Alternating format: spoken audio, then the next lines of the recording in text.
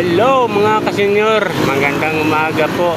Ngayon po narito po tayo sa harapan ng bagong kapitolyo ng Tracy Martires City ng Cavite. Ayan po, Lunes ngayon, kaya merong mga empleyado yata nasa lobby. So kasalukuyang under construction po itong area na to. Malamang meron na ilang mga opisina na dyan ngayon. So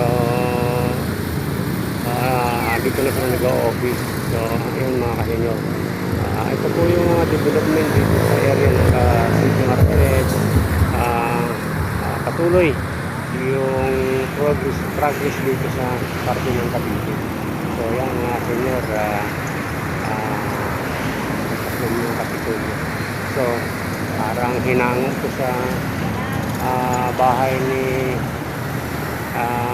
President Emilio Aguinaldo ng Kawit Cavite. So parang ito na yung kanilang ang ganda naman talaga.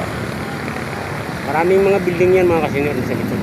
Hindi na tayo papasok kasi hindi naman dito talaga ang ating destination. Meron tayo itong pupuntahan na lugar.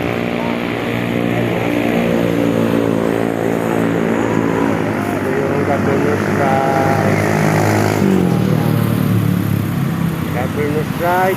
Ito yung aking harap ng camera. Yung Naik Cavite, Ternate, Magallanes. Yan. Yung Kansa, pwede.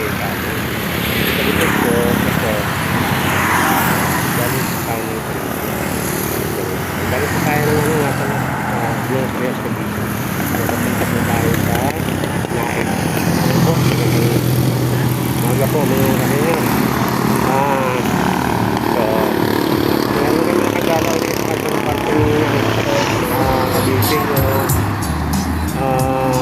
Pupunta pa nga sana kami sa mga iba pang mga road development ng ating gobyerno sa mga housing project.